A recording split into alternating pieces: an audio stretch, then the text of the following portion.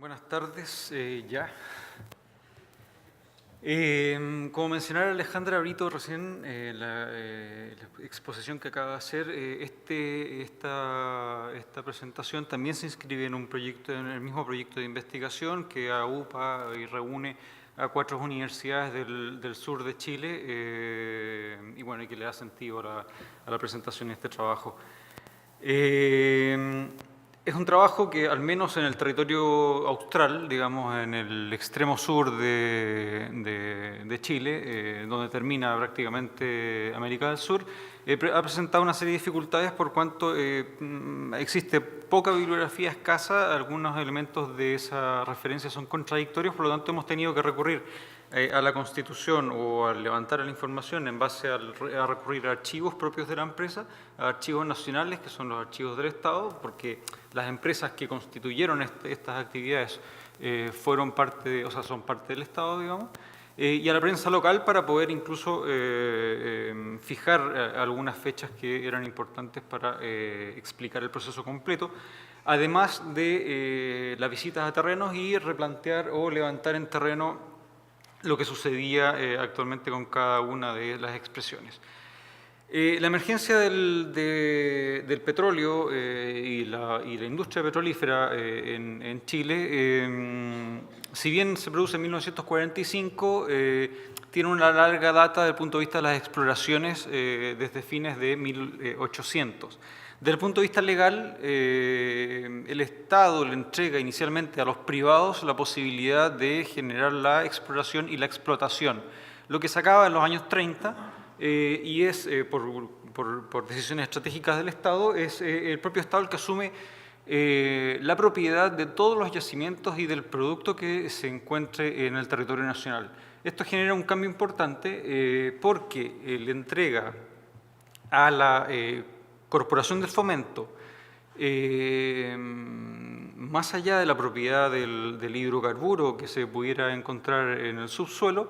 le entrega las facultades para disponer del suelo donde quisiera en el territorio nacional para poder hacer cualquier actividad relacionada con el proceso productivo a partir del descubrimiento del petróleo. Esto detona, o esto hace que explote, y relacionado con la industrialización que mencionara Alejandra Brito recientemente, particularmente en la zona de Concepción, que la Corporación de Fomento y posteriormente la Empresa Nacional del Petróleo desarrolla una serie de intervenciones de distinto carácter, un poco asociado con lo que planteara Miguel Ángel, tanto elementos aislados, conjuntos industriales, en algunas partes paisajes culturales, pero en síntesis un sistema y unas redes industrial a lo largo y poco ancho del país. En el caso particular de la región de Magallanes, esta es la región de Magallanes, es la última del país. Para que se hagan una idea, es una región del tamaño 1,5 veces el tamaño de Portugal, unas 4 veces Cataluña, pero con una población en la medianía, en los años 50 del siglo pasado, de alrededor de 80.000 personas, concentrados en un 80% en una ciudad que se llama Punta Arenas, que está marcado ahí en rojo, que se encuentra en el estrecho Magallanes, que es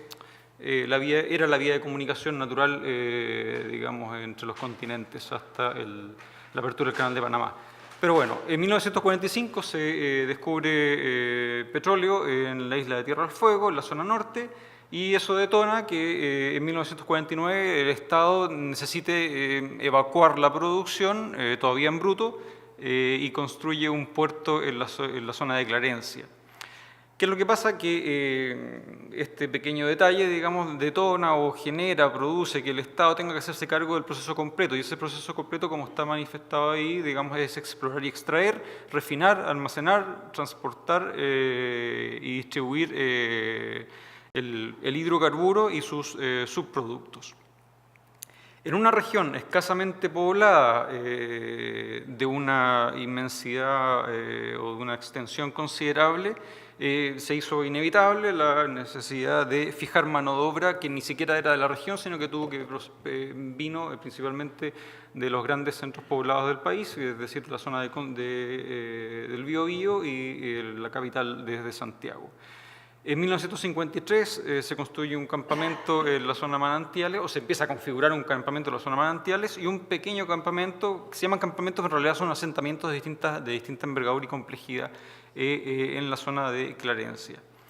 En la década, fines de los 50 y principios de los 60, se produce la explosión, podríamos decir, de la explotación y del descubrimiento y del proceso industrial asociado al petróleo, donde se establecen 7 asentamientos que funcionan en red. La bibliografía ha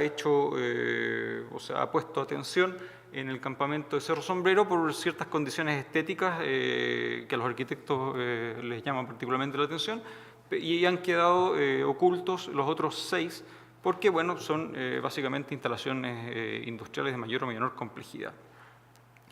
Este proceso se consolida o digamos que tiene su auge, su punto cúlmine en 1979 con la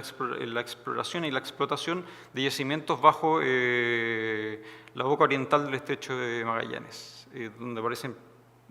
plataformas, digamos, en el mar. Esto genera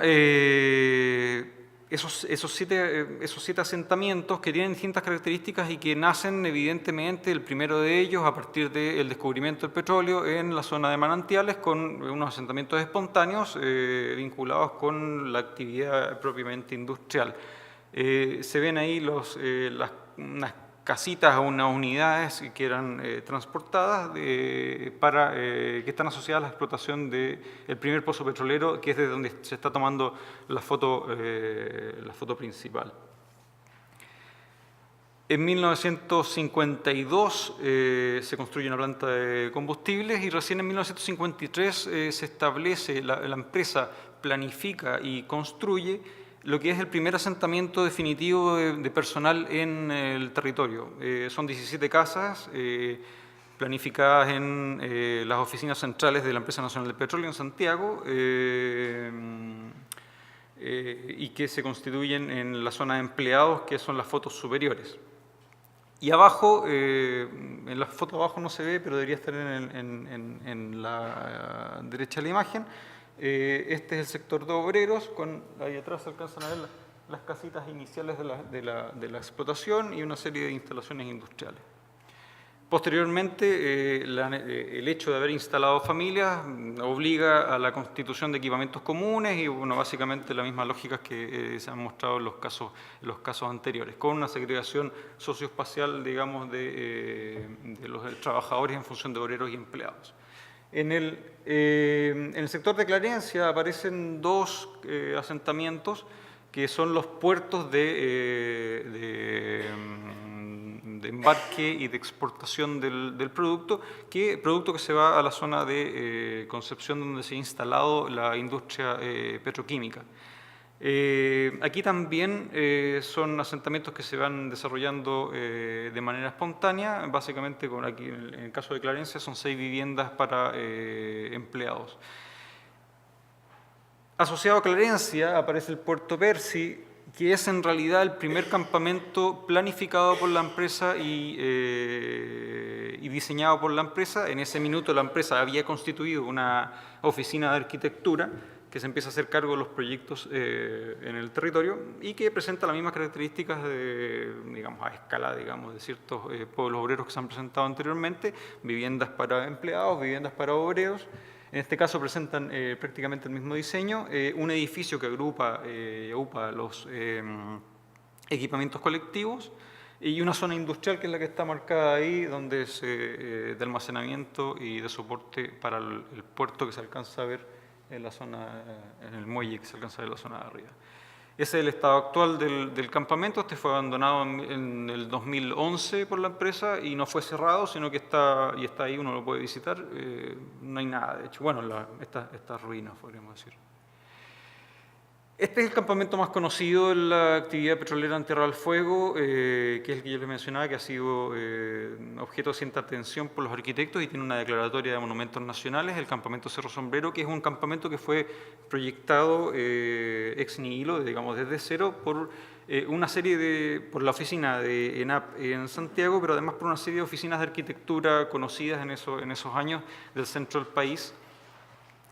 y que es más complejo desde el punto de vista de su funcionamiento. Ahora, no es no tiene asociado actividad industrial, sino que este fue considerado como, fue planteado como la cabeza administrativa del territorio de la explotación petrolífera en el norte de la isla de Tierra del Fuego. Presenta una particularidad y es que, bueno, toda la gente vivía asociado a la actividad industrial, a la actividad del petróleo. Sin embargo, las viviendas de empleados, que son este sector que está abajo, rodeando al equipamiento que es la iglesia, los otros son equipamientos comunes como un gimnasio, una piscina, cine y qué sé yo. Las viviendas de empleados sí consideran servicio. Y es una particularidad porque inserta dentro de la trama y del funcionamiento del campamento una persona, digamos, un perfil que no corresponde a la empresa y está dentro del sistema del campamento. Todo el resto trabaja para la propia empresa. Algunas imágenes de los equipamientos comunes, la actividad, la vida diaria, digamos, el paisajismo, lo único que se hace, se diseñan desde Punta Arenas y que presenta algunas, sí presenta algunas diferenciaciones desde el punto de vista de las viviendas, básicamente puras viviendas unifamiliares, a excepción de pabellones para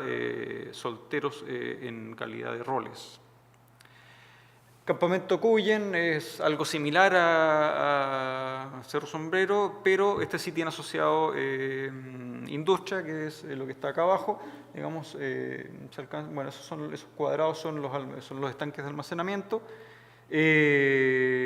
hay una planta de procesamiento de gas. Tienen la particularidad de que en este caso la población de empleados sí se separa, se escinde, se diferencia del poblado propiamente tal, digamos, donde sí viven los obreros y están los equipamientos comunes, y los empleados se instalan aproximadamente 200-300 metros del campamento. Este campamento está en operaciones desde el punto de vista de sus instalaciones industriales, no desde el punto de vista de su población. La población fue radicada por la empresa en los años 90. Los equipamientos comunes. Aparece la explotación petrolífera, primero se concentra en la isla de Tierra del Fuego, después pasa a la zona continental y en la zona continental se hace necesario también exportar la producción. Se construye un